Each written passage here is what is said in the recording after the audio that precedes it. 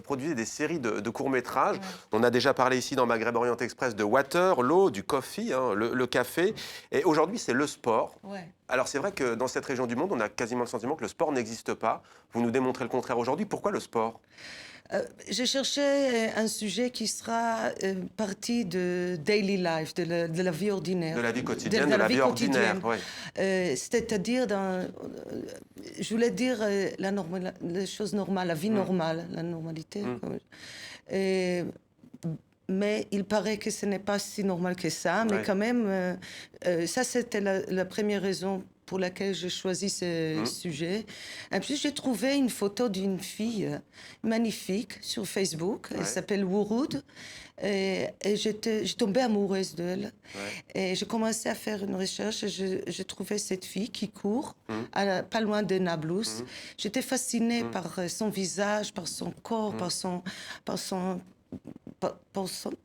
pour tout. Alors, justement, ça m'a poussé de faire quelque chose sur elle. Voilà. D'autant plus fascinant que la fille dont vous parlez, elle a tout juste 22 ans lorsqu'elle devient la première femme palestinienne à représenter les couleurs de la Palestine aux Jeux Olympiques. C'était au JO de Londres. Pour ceux qui ne la connaissent pas, cette fille dont vous parliez, on la regarde.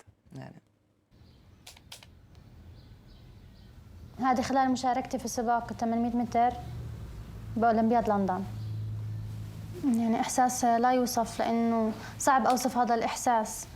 إشي من الخوف، إشي من المسؤولية الكبيرة. أنا كنت منكرة إيدي على شكل علم فلسطين.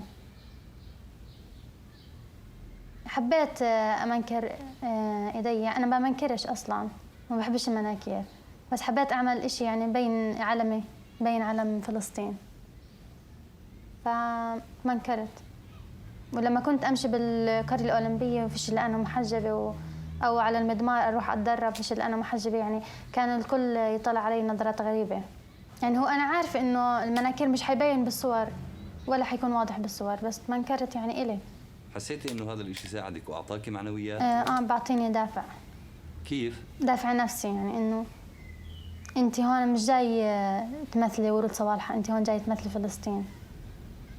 Voilà, c'est un court-métrage réalisé par le réalisateur palestinien Ahmad Barghouti, qui est déjà venu sur ce plateau et qui, hélas, vu la situation, n'a pas pu être aujourd'hui à Paris avec nous. Alors, il y a aussi Blue Eagles, Yael Perloff, ce court-métrage. C'est assez fascinant, c'est incroyable, sur une équipe de football palestinienne, championne, et qui a des joueurs qui travaillent dans une colonie.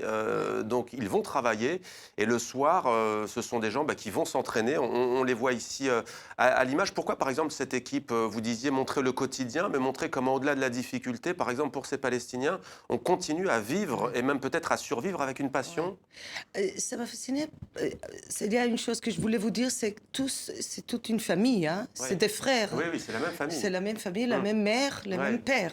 C'est-à-dire, ils sont là, tout ensemble, comme une famille, tout d'abord. Ça m'a fasciné, n'importe pourquoi, mais c'est une histoire assez rare. C'est déjà drôle, oui. Et après, j'ajoute la politique, évidemment, et c'est la vie quotidienne, parce que dès qu'ils se réveillent, ils vont travailler au colon, et à partir des 4 de l'après-midi, ils s'échangent, ils vont à un match. Ouais.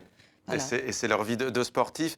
Autre court-métrage dont on va parler, Just a Man, juste un homme, Yael Perloff. Alors là, c'est l'histoire d'un policier israélien qui s'apprête à voir pour la première fois un match de football avec son fils. Donc on est toujours dans la thématique du sport. Sauf que très vite, le conflit va rattraper quelque peu cette famille. Il va devoir s'occuper d'un Palestinien notamment et de le transporter. On regarde un extrait, on en parle juste après. וואלה יופי, שמחת זקנתי, הקיסר התעורר, כולה לא, לא, לא, לא. תשאל אותו, צביקה. מה תשאל אותו? תשאל אותו, נו. איך קוראים לך? בערבית, יא טמבל, שו אסמק. מה, אתה מדבר ערבית? שו אסמק.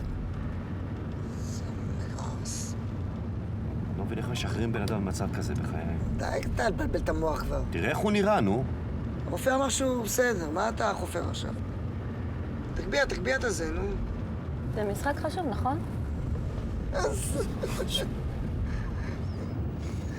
איזה נתח זה. Yael Perloff, scène surréaliste dans la voiture, Chouisma qui lui dit tu parles arabe, demande-lui aussi. Il parle à un Palestinien qui est juste derrière. On retrouve souvent dans vos courts-métrages, on se souvient aussi d'un soldat israélien qui se retrouve avec un âne au milieu d'un champ et avec un Palestinien. Scène totalement surréaliste, avec à la fois de l'ironie, mais à la fois parfois la bêtise humaine, l'absurde aussi. Hein. C'est un peu ce que vous voulez à travers ces thèmes, on va dire anodins, l'eau, le café, le sport, raconter ce côté parfois surréaliste. Il y a un manque de communication entre les deux peuples. C'est-à-dire c'est tout déformé. L'image est tout à fait déformée. Les Israéliens voient les Palestiniens comme des terroristes, ça c'est le mot. Même si c'est un enfant de 13 ans, on l'appelle terroriste aujourd'hui. Et les Palestiniens nous voient comme des soldats qui gardent l'occupation. Ouais. Alors, c'est ça que j'ai essayé de casser. Ouais. Tout d'abord, de trouver un cadre artificiel pour faire les films ensemble et casser cette image déformée. Voilà. Alors, c'est là, ils ne savent pas, chouisme, ce manque de communication et manque d'information.